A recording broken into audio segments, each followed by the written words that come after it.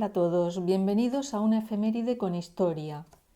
¿Os habéis preguntado alguna vez por qué María Antonieta, la que fuera esposa del rey de Francia Luis XVI, siempre fue representada con la cara extremadamente pálida, como si estuviera enferma? Pues mirar, no fue por un capricho del pintor. Este se limitó a pintarla tal y como la veía, y la veía como a otras damas de la alta sociedad del mismo siglo, del siglo XVIII. Todas competían entre sí para ver quiénes de ellas tenían la piel más clara. Y es que el rostro extremadamente pálido era un indicador de la clase social a la que se pertenecía. Y esta era la clase alta, una clase que no necesitaba trabajar, por lo que su exposición a los rayos del sol era muy poca o ninguna si durante los paseos abrían sus vistosas sombrillas. Pero como decía anteriormente, entre las propias damas había gran competencia, porque además, cuanto más pálidas se mostraran, más bellas eran consideradas. Y en esto ninguna mujer quería quedarse atrás. Así que se ayudaban de un maquillaje cuyo elemento principal era el plomo, y que en ocasiones incluía también trazas de arsénico.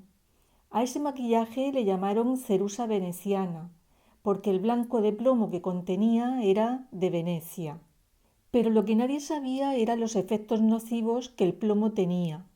Esos efectos se manifestaron en erupciones en la piel, y aquello fue como la pescadilla que se muerde la cola, porque ocultaban esas erupciones aplicando más maquillaje y aumentando con ello las posibilidades de envenenamiento al pasar el plomo a la sangre.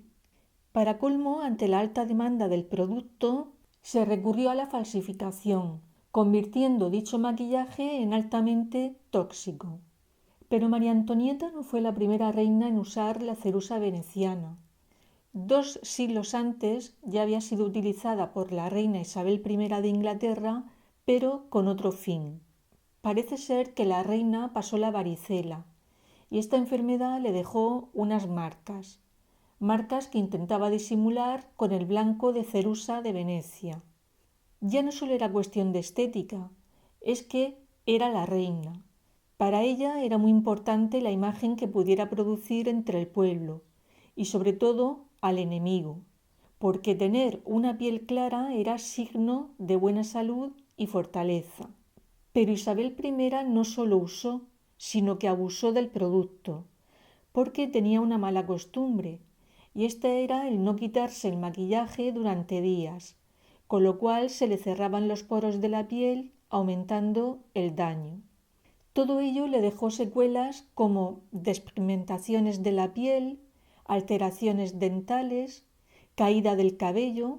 Por cierto que esto creó un falso ideal de belleza llamado isabelino y caracterizado por poseer una frente alta. Su salud mental también se vio afectada, con una disminución del nivel de consciencia y alteraciones mentales hasta el día de su muerte en 1603. Como decía al principio, las damas de la alta sociedad también fueron devotas de la cerusa veneciana. El caso más sonado fue el de María Gunning. Digo el más sonado porque María no fue una dama más de la alta sociedad. Ella marcó la diferencia con el resto de damas, y no solo por su belleza, sino por su propio origen. Nació en Inglaterra y era la mayor de 5 chicas y un chico. Su familia era humilde y su madre fue quien sugirió, tanto a ella como a Isabel, una de sus hermanas, que se dedicaran a la actuación, para poder ganarse de esa manera la vida, a pesar de que la actuación no era considerada una profesión respetable, ya que muchas de las actrices se dedicaban a actuar como cortesanas de benefactores adinerados. Aun así, ambas estuvieron trabajando algún tiempo en los teatros de Dublín. En octubre de 1748, la vizcondesa Petersham celebró un baile en el castillo de Dublín. Aquel fue el primero de los numerosos bailes a los que las hermanas serían invitadas. Y es que la belleza de ambas fue muy comentada desde que la vizcondesa las invitara, hasta el punto de que se convirtieron en lo que hoy llamaríamos una celebrity. La fama de las dos llegó a Londres y fueron presentadas en la corte de Jorge II, haciéndose eco de ello la prensa de la ciudad. Al cabo de un año Isabel se había casado con el duque de Hamilton y no mucho después, tan solo un año más tarde, María se casaba con el sexto conde de Coventry, convirtiéndose en condesa. El título ya lo tenía, pero su origen humilde no podía cambiarlo, por lo que se maquillaba y maquillaba para conseguir ese semblante pálido y ese aletargamiento que fue conocido como saturnismo, en alusión al planeta Saturno, porque, según los clásicos, dicho planeta irradiaba melancolía. Tanto empeño le puso en intentar borrar sus orígenes que terminó con el rostro carcomido por el plomo de la cerusa veneciana. Pero es que sus labios también terminaron de la misma manera, debido al mercurio que contenía la pintura de labios, mercurio que también solía utilizarse para colorear las mejillas.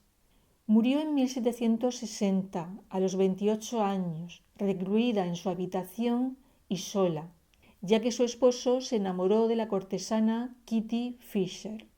María Gunning pasó a la historia como la primera víctima de la vanidad, y como curiosidad deciros que el espejo donde se miraba, regalo de su esposo, fue subastado por más de 300.000 libras en 2012. Pero María Antonieta no fue la única reina del siglo XVIII representada con esa palidez fantasmagórica. También lo fueron las reinas de España Isabel de Farnesio, quien fue esposa de Felipe V, Bárbara de Braganza, casada con Fernando VI, o María Luisa de Parma, quien estuvo casada con Carlos IV y quien probablemente, debido a la cerusa veneciana, tuvo serios problemas dentales, con la pérdida de prácticamente todos sus dientes, aunque otra teoría dice que los perdió debido a los 24 embarazos que tuvo. Ante tal problema, María Luisa mandó que le realizaran una dentadura postiza a medida, dentadura que el propio Napoleón describió como porcelana de Sèvres. Y es que el emperador tuvo ocasión de verla en 1808 durante una cena celebrada en el castillo francés de Marrac, que se encontraba en Bayona.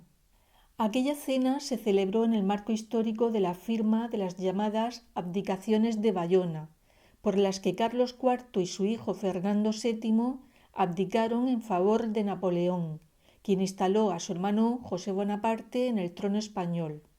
A dicha cena acudió María Luisa acompañada de Carlos IV y Napoleón por Josefina.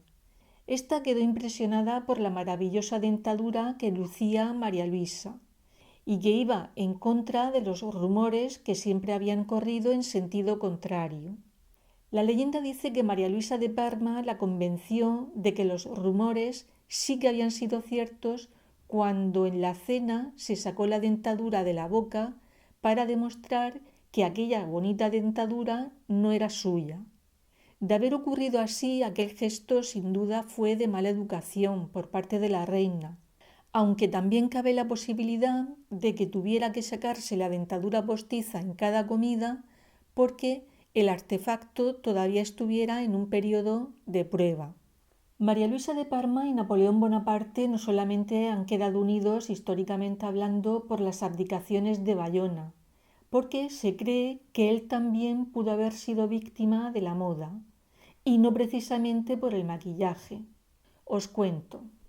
En la primera mitad del siglo XIX se puso de moda en las casas el papel pintado, y toda buena guía sobre cómo decorar una casa, como era la guía Castle Household, recomendaba el color verde para empapelar las habitaciones principales. Y es que el verde, según las creencias del antiguo Egipto, simbolizaba regeneración y renacimiento. Esa connotación con lo positivo no la perdió con el paso del tiempo, porque en la Edad Media el ir vestido de un verde brillante simbolizaba tu pertenencia a una rica familia, ya fueran comerciantes, banqueros. De hecho, existe un retrato del banquero Arnolfini y de su esposa el día de su boda, en la que ella va vestida de un verde brillante. Ese color se conseguía a partir de materiales naturales como las plantas, pero con ese método los colores se desvanecían al pasar un tiempo.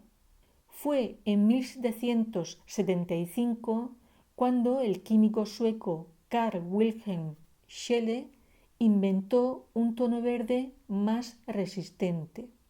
Rápidamente se hizo muy popular y el llamado verde Scheele se aplicó a tapices, telas, juguetes de niños y a los papeles pintados de las casas, con el famoso diseño trellis de William Morris. Sin embargo, alguien se percató de que pasar mucho tiempo en habitaciones con ese papel pintado en ciudades de clima húmedo era malo para la salud, porque la humedad del ambiente extraía el arsénico que contenía el tinte de los papeles pintados, y su inhalación podía resultar mortal para ancianos, enfermos y niños. Gmelin, que así se llamaba el químico que lo había advertido, no se equivocaba, porque empezaron a saltar noticias a la prensa en ese sentido. Se supo, por ejemplo, que en 1862, en un hogar londinense, todos los niños de una familia fallecieron. Costureras, el servicio doméstico, especialmente la dama de compañía que vestía y peinaba a su señora, empleadas de lavandería y de planchado, se vieron afectados. El mismo Charles Dickens, el famoso escritor británico, pudo haber fallecido si no llega a ser por su esposa, quien se negó a empapelar su mansión londinense con el para ella estridente color verde. Quien puede que no escapara ese mortal color verde fue Napoleón Bonaparte. Según la autopsia que se hizo cuando falleció en 1821 en la isla de Santa Elena, Napoleón murió debido a un cáncer de estómago. Sin embargo, años después, en 1840, cuando su cuerpo iba a ser trasladado a Francia, se descubrió algo que llamó la atención de los forenses. Y es que el cuerpo de Napoleón se encontraba muy bien conservado. Así que le realizaron un segundo examen y en él encontraron altos niveles de arsénico en su cabello. Este descubrimiento generó la teoría del envenenamiento por parte de los guardianes británicos que le custodiaban en Longwood House, la residencia donde el emperador vivía su exilio. Quienes formularon esta teoría se apoyaron en las quejas del personal de vigilancia a su superior sobre el frío y la humedad que tenían que soportar en dicha residencia, por lo que puede que recurrieran a un posible envenenamiento para terminar cuanto antes con su incómoda misión. Fue en los años 60 del siglo pasado cuando se propuso otra teoría sobre la presencia de arsénico en su cabello, señalando al papel pintado de verde Scheele de las habitaciones de la residencia que habitó durante su exilio como el causante de esa presencia. En cualquier caso, los científicos concluyeron que a pesar de que esto fuera así, la causa de su muerte fue por un cáncer de estómago. Se hicieron numerosas campañas para que se dejaran de emplear pigmentos que contuvieran arsénico, pero no dieron el resultado esperado, porque por un lado era un buen arma contra los chinches y por otro lado a la gente le resultaba tremendamente irresistible ese verde brillante. Sin embargo, entre esas personas no se encontraba la reina Victoria de Reino Unido, quien arrancó el papel después de que un dignatario que se encontraba alojado en palacio enfermara, aunque hay otra teoría que dice que fue un sirviente de palacio quien enfermó hasta morir por la intoxicación de arsénico. Finalmente, el verde Scheele fue sustituido a finales del siglo XIX por el llamado verde de París. Este fue utilizado por Monet, Paul Cézanne y por Renoir, todos ellos pintores impresionistas. Pero con este cambio poco se solucionó, porque se comprobó que igualmente era altamente tóxico. Tanto es así que pudo haber sido el causante de la diabetes de Cézanne o de la ceguera de Monet. En cualquier caso, y por fin, fue prohibido en la década de los 60 del siglo pasado.